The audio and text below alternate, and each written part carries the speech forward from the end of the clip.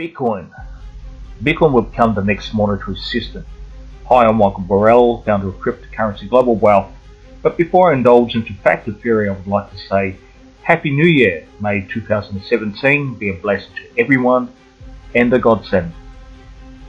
So here's the decisive reason why conclusions to my theory and practices of cryptocurrency global wealth over the past 12 months are now fact instead of debunked arguments about Bitcoin and the ongoing tit-for-tat against it.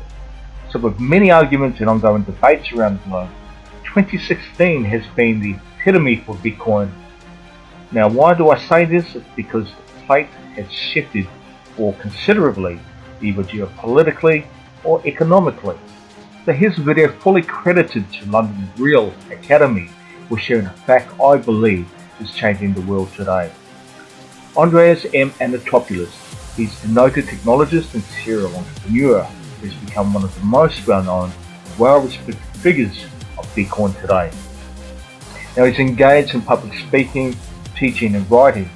He's also made complex subjects accessible and easy to understand. He advised multiple technologies, startups, speaks regularly at conferences and community events around the world. So if you're looking for more fact, he is the most intelligent and speakable person of Bitcoin as we know today. So buy his book, Mastering Bitcoin, and I assure you the most powerful fact you will get to understand about Bitcoin and cryptocurrency as a whole. I advise you to continue watching the video to understand why disruptive technologies today are turning software into self-destructive, independent accounts away from traditional banking. So here's what Andreas M. Anatopoulos has to say in his London Real report. Building completely new concepts for payments that we've never thought of before. And then new technologies on and the then back new of that. technologies on that. Now, what happens when you combine, here's another interesting one. Bitcoin is the first financial system in history that doesn't require personhood for ownership of money. Every single financial system we have, at the end of the day, money is owned by either a person or a collection of people as a corporation. That is a fundamental truth. It's required by the legal system. Bitcoin doesn't care. You can be software and you can own money. Software can own money. Let me say that again. Software can own money. We don't know what that does, but let me give you just one example. Uber, Bitcoin, self-driving cars. Combine those three together and you have the self-owning taxi. A car that is a corporation that owns itself, pays for the car lease, the car insurance, and the gasoline from the revenues it makes, giving passengers a ride, and there's not a single human involved in that management. Now, that is a completely bizarre construct. It's one we can't even imagine at the moment. It violates several of the assumptions we make as a society about liability and legal responsibility. As long as it doesn't crash, actually, it does some really interesting things. It's a really damn good taxi in many ways. But that's just one example, and that's not something we have today, only slightly different plus Bitcoin. That's something that is impossible today.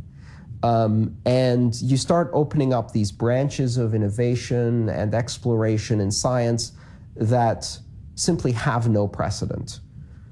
And that's where it really gets interesting. So on a 10 to 20 year horizon, you can't make any predictions anymore because there's no precedent to what you're doing. Just like in 92, you can't predict Facebook. It's impossible to predict it. Right. That's scary. That has some like AI, fascinating, pockets of growth and capitalism and businesses like the one you just described could spring up. You would never know some of these things are happening. And with these Pico payments, it's hard to even imagine the what things you could do. Yeah, the markets that would What does it do to the sharing economy? But to me, it all goes back to this fundamental question. We live on a planet with 7.5 billion people, and 2 to 4 billion people are completely cut off from finance, and almost 5 to 6 billion people are cut off from international finance. What happens to the world economy when you bring 6 billion new people online, people who are productive but disconnected? What happens to their lives? What happens to poverty across the world when you can extend financial services, opportunity, credit, liquidity. Like even if you're in a developed nation today, where can you invest your money? Nowhere. There is nothing you can invest money in today. The real estate market is a huge bubble. You can't buy cars because that's a huge bubble. Student loans are a bubble in the US now, right? There are no investment outlets because nothing is productive. What about if you're investing in 1 billion people who are in poverty? And I could take £1,000, split it into 1,000 microloans, and join together with 1 million investors to fund those microloans. What happens then? Direct, no banks, no intermediaries, no overheads, no costs. Direct funding, developed world to developing world, person to person. From my smartphone in Trafalgar Square to a Kenyan farmer's text messaging phone, which they can then use to buy seed or stock up a small store or start a sewing business or buy a scooter and use it as a taxi service for a rural environment.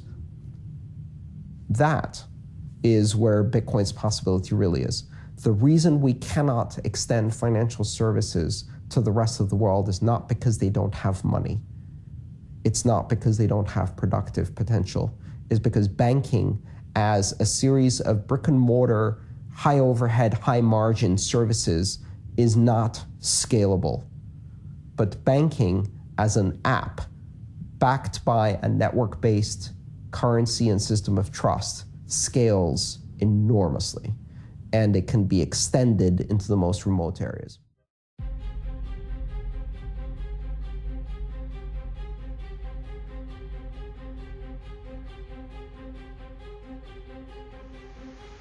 So understand this, if you are involved in Bitcoin, whether you use it for monetary purposes, mining or education, we as a community have the responsibility to show the world the realism and power of cryptocurrency. Now, it's a known fact that less than 1 million people in the world have fair knowledge and understanding of Bitcoin or other alternative coins. So please share to the masses to get the message mainstream. We as an individual have the power to show the world the true meaning of financial freedom simply by sowing. Now, this is why Cryptocurrency Global Wealth is determined to do so.